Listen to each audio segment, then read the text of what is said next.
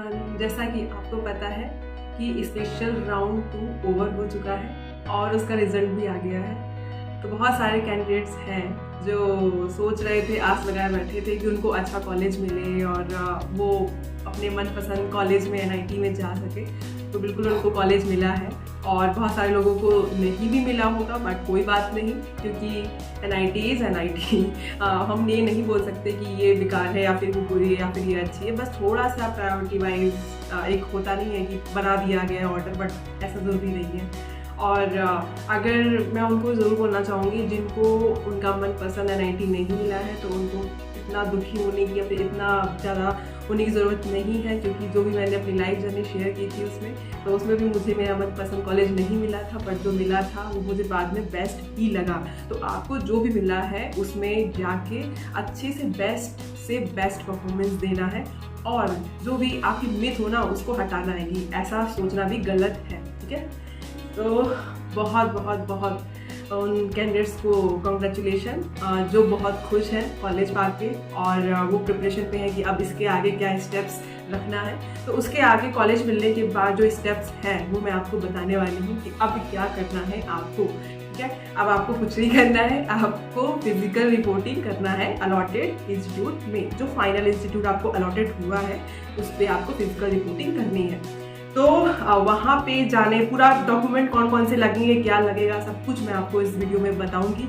लेकिन उससे पहले मैं एक चीज़ आपसे शेयर करना ज़रूर चाहूँगी कि बहुत सारे स्टूडेंट्स हैं जिन्होंने मुझे फीडबैक दिया है और एक तरीके से उन लोगों ने, आप लोगों ने, सबने मेरे ऊपर बिलीव किया है। जो मैंने बोला था कि लो गेट स्कोर पे भी हम अच्छे से अच्छे NIT में जा सकते हैं, तो उन्होंने बिलीव किया और सच में वो SR राउंड के लिए उन्होंने एनरोल किया और गए और उनको मिला भी। तो इस तरीके के जो कैंडिडेट्स हैं उनका मैं फीडबैक नेक्स्ट वीडियो में शेयर करूंगी। और अगर आप भी चाहते हो कि आपका भी फीडबैक मैं शेयर करूं, आपको भी अप्रिशिएट करूं, तो आप मुझे अपना फीडबैक जो है एक रिटन नोट में लिख के और Gmail में या फिर किसी पेज में, किसी में भी फीडबैक आप लिख के आराम से मुझे भेज सकते हैं geeksgirl Gmail पे। तो मैं आपको वहाँ पर Gmail का जो ID है वो शेयर कर दूंगी। तो इस वाली ID में आपको मुझे मेल भेजना है फीडबैक का, ठीक है। और ये भी भेजना है साथ में कि आपको जो भी रेगुलर राउंड था उसमें कॉलेज मिला था कि नहीं, अगर मिला था तो कौन सा मिला था, और उसके बाद जो भी SR2 या SR1 में जो भी आपको कॉलेज मिला है उसका नाम और अपना नाम और गेट स्कोर, ठीक है। तो ये आपको चीज़ें शेयर करनी है और जहाँ तक हो सके आप ऑनेस्ट रिव्यू दीजिएगा, क्योंकि मुझे सिर्फ रिव्यू का जो यहाँ पे फीडबैक का जो आइडिया है ना, वो चीज़ मुझे इसलिए आई, इसलिए मुझे शेयर करना है, इसलिए मुझे आपको अप्रिशिएट करना है। पहला रीज़न ये कि आपने मुझ पर बिलीव किया। दूसरा रीज़न ये कि जो स्टूडेंट्स हैं जो सोचते हैं कि उनका 500 गेट स्कोर के अबव है तभी वो जो अच्छी NITs हैं वहाँ जा सकते हैं या फिर जो उनको कॉलेज चाहिए वहाँ पे जा सकते हैं। उसके लिए हमें एक साल और ड्रॉप लेना पड़ेगा, अच्छे मार्क्स लाने पड़ेंगे, अच्छा गेट स्कोर लाना पड़ेगा, ऐसा वो सोचते हैं। और ऐसा सोचना गलत नहीं है, लेकिन आप ट्राई नहीं कर रहे हो ना। ये सब सोच के आपके जो अंदर इच्छा है ट्राई करने की, कोशिश करने की, काउंसलिंग करा के कम से कम देख तो लेते हैं, मिल जाएगा, नहीं मिलेगा तो नहीं मिलेगा। तो ये फीलिंग आप मार देते हो इस सोच को सोच के कि हमारा 500 के अबव स्कोर होगा तभी हमें कुछ मिलेगा।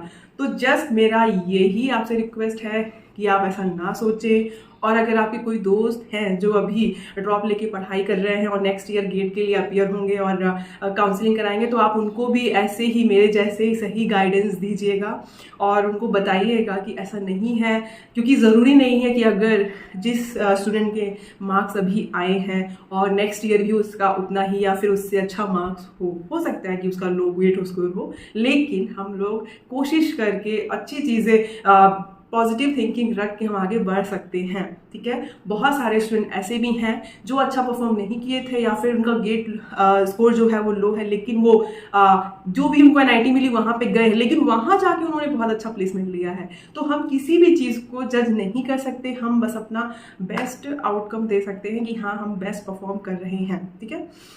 तो चलिए हम स्टार्ट करते हैं अब इस वीडियो को और समझते हैं कि किस तरीके के और कितने डॉक्यूमेंट्स हमें सबमिट करने पड़ेंगे कहाँ पे फिजिकल रिपोर्टिंग के टाइम, ठीक है।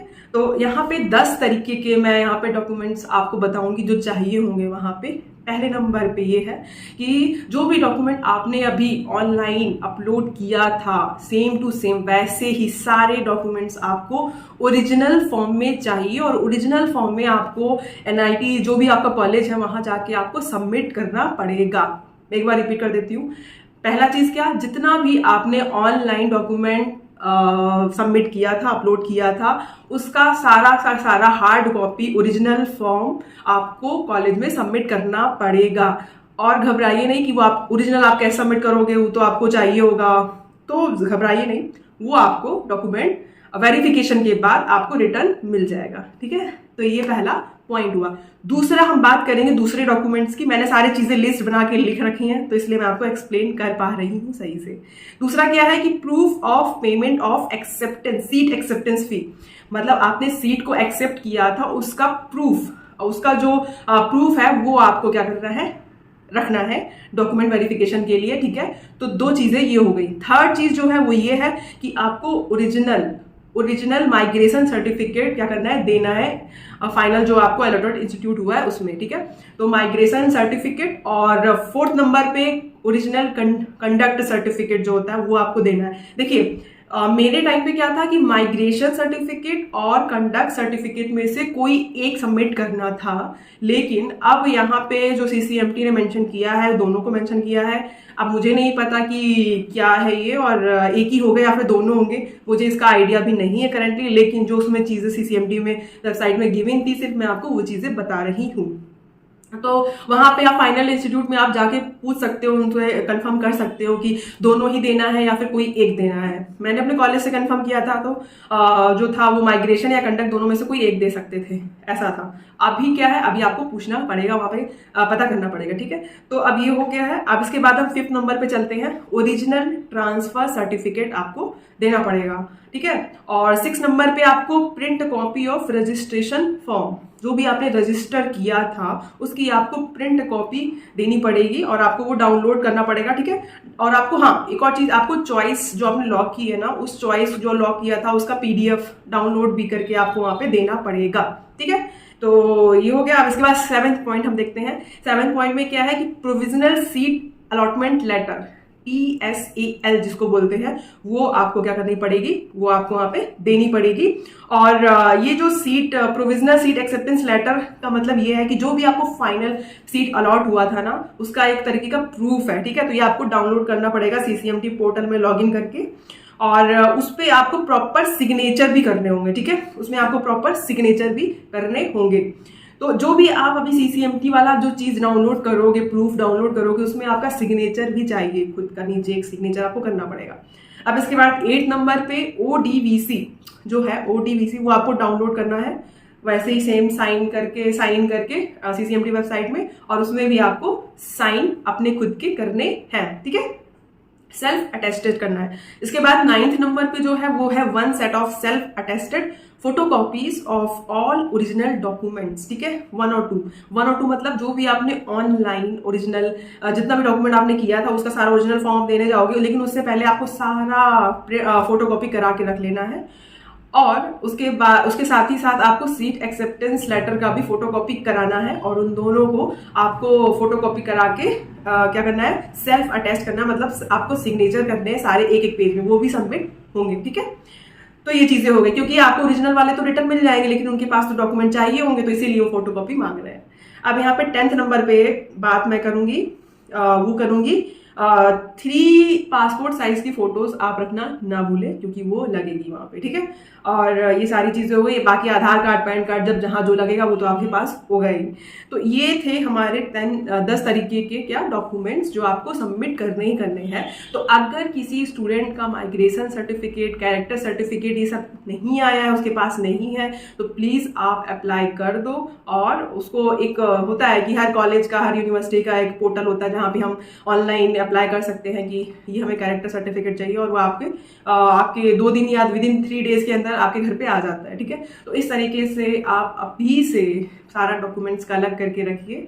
और फिजिकल रिपोर्टिंग कब करनी है उसकी डेट सब CCMT वेबसाइट में अपडेट होगी, सब वहाँ पे लिखा होगा, वहाँ जाके आपको फिजिकल रिपोर्टिंग करानी होगी। और फिर उसके बाद हम बहुत सारी चीज़ें और भी आगे देखेंगे।